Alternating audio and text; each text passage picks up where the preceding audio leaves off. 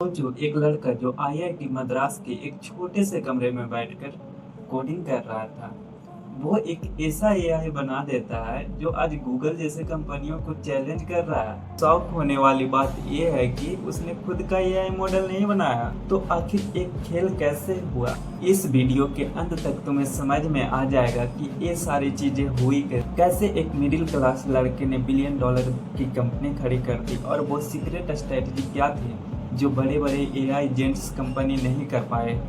आज मैं ऐसे लड़के के बारे में बात करने जा रहा हूं जो एक टाइम पे गूगल जैसे कंपनियों को डरा करके रख दिया था।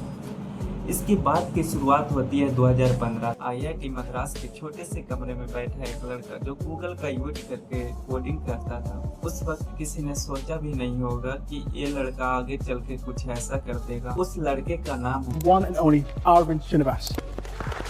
With Perplexity CEO Arvind Srinivas. जिसने 2022 में अपना स्टार्टअप परप्लेक्सिटी स्टार्ट किया, जो गूगल जैसी कंपनियों के लिए थ्रेट बना हुआ है, जिसकी वैल्यूएशन आज $20 बिलियन की है। तो आखिर जानते हैं कि कैसे एक मिडिल क्लास लड़के ने ये सब पॉसिबल किया, और क्या ऐसा है जो परप्लेक्सिटी को बाकी एआई जैसे ChatGPT, गूगल जेमिनी, ये सब एआई से खास बना। ये सिर्फ कुछ ही दिनों में $1 बिलियन की कंपनी बन गई, और ये इतनी बड़ी बड़ी एआई टूल कंपनियों को टफ कंपटीशन दे रही है। अरविंद श्रीनिवास जो स्कूल की पढ़ाई खत्म करके आईआईटी मद्रास में पढ़ने जाते हैं, उन्हें वहाँ इलेक्ट्रिकल इंजीनियरिंग अलॉट हुई, जहाँ एक तरफ अरविंद के सारे दोस्त मौज मस्ती कर रहे थे, वहीं दूसरी तरफ अरविंद अपने कमरे में बैठकर अकेले कोडिंग किया करते थे और एक लर्निंग मशीन को इंटेलिजेंट थिंकिंग सिखा रहे थे। उस वक्त जब उन्हें मशीन लर्निंग के बारे में पता भी नहीं था, उस वक्त वो अपने कॉलेज में एक मशीन लर्निंग कंपटीशन में भाग लेते हैं और बिना प्रिपरेशन के वह जीत भी जाते हैं। यहीं से उनका टर्निंग पॉइंट हुआ और इससे उसकी डायरेक्शन डिफाइन हो गई। 2017 में वो अपनी हायर स्टडी के लिए यूसी ब्रेकले गए। वहाँ इन्होंने कंप्यूटर साइंस में पीएचडी की। इसी दौरान 2018-19 में OpenAI, Google brain and deep mind में इंटर्नशिप की, और यहीं से इनको क्लियरिटी मिल गई कि परफेक्ट सर्च का मतलब एडवांस एआई होता है। नवंबर 2022 तक जब सर्च इंजन का मतलब सिर्फ गूगल था, वहीं पे लॉन्च होती है ChatGPT, और उस टाइम डिजिटल लैंडस्केप में भूचाल आ जाती है, जहां लोगों ने एक्सपीरियंस किया कि कंप्यूटर सिर्फ आंसर नहीं दे सकता है, बल्कि लैंग्वेज, कॉन्टेक्स्ट और यूजर की इमोशन को भी समझता है, और उनके अकॉर्डिंग आंसर भी कर सकते हैं।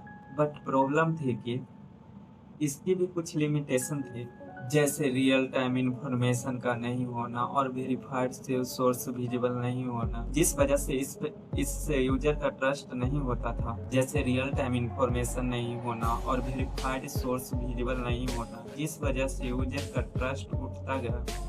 जहाँ एक साइड गूगल था जो सर्च करने पर मल्टीपल लिंक प्रोवाइड करता था, दूसरी तरफ ChatGPT जो ह्यूमन की तरह आंसर तो देता था, बट कोई वेरीफाइड सोर्स नहीं बताता था। यहीं से प्रॉब्लम की शुरुआत हुई, और अरविंद श्रीनिवास को लगा कि ये एक बहुत बड़ा गैप, और यहीं से इन्वॉल्व हुआ परप्लेक्सिटी का कॉन्सेप्ट। एक ऐसा एआई जो इंटरनेट से रियल टाइम डाटा मैच करके उसे कंसाइज समरी में प्रेजेंट करे, और हर जवाब के लिए क्रिएटेबल सोर्स भी डिस्प्ले करे। बट यहीं पे अरविंद के लिए एक सबसे बड़ा चैलेंज स्टार्ट होती है, जो था कैपिटल का, क्योंकि कटिंग एआई टूल बनाने के लिए $1 बिलियन का खर्चा आने वाला था, जो अरविंद के लिए पॉसिबल नहीं था। तभी अरविंद के दिमाग में आइडिया आता है कि बाकी सारे एआई की तरह खुद का मॉडल ना बना के उन्होंने दुनिया की बेस्ट मॉडल जो ऑलरेडी एग्जिस्ट करता हो, उन्हें अपनी एआई में इंटीग्रेट कर दिया। इसकी वजह से परप्लेक्सिटी एक एआई एग्रीगेटर प्लेटफॉर्म बन जाता है, जो ChatGPT, गूगल जेमिनी और लामा जैसे मॉडल को APIs के थ्रू इंटीग्रेट करता था और यूजर को single and clear answer provide करता है। और इसके वजह से ना ज़्यादा खर्चा आया और ना ही किसी एक मॉडल पर डिपेंडेंट रहा। और सबसे बेस्ट चीज़, फ्यूचर में किसी मॉडल पर कोई लीगल केस होता भी है तो परप्लेक्सिटी उसे रिप्लेस करके उसके जगह न्यू मॉडल लगा सकता है।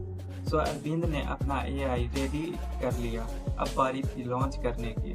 ये उनकी लाइफ का पहला स्टार्टअप था, वो भी उस फील्ड में जहां गूगल जेमिनी, ओपन एआई जैसी बड़ी बड़ी कंपनियां पहले से एग्जिस्ट करती थी। जिसके बाद 7 दिसंबर 2022 को अरविंद ने 3 को फाउंडर के साथ मिलकर अपना परप्लेक्सिटी लॉन्च किया। पर जो अरविंद ने एक्सपेक्ट किया था वही हुआ।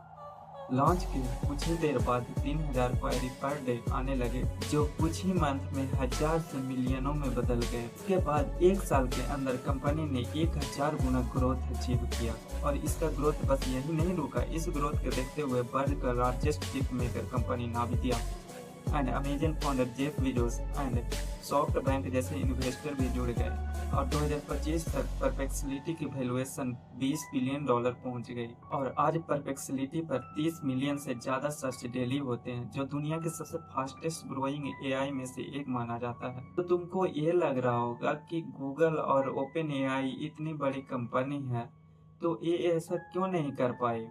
इसका आंसर उसका बिजनेस मॉडल में ही छिपा हुआ है। गूगल जिसके प्राइमरी रेवेन्यू एड से आता है, अगर वो परप्लेक्सिटी स्टाइल सर्च इंजन बना देता तो यूजर लिंक पर क्लिक ही नहीं कर पाते, जिससे उसका एड रेवेन्यू गिर जाता।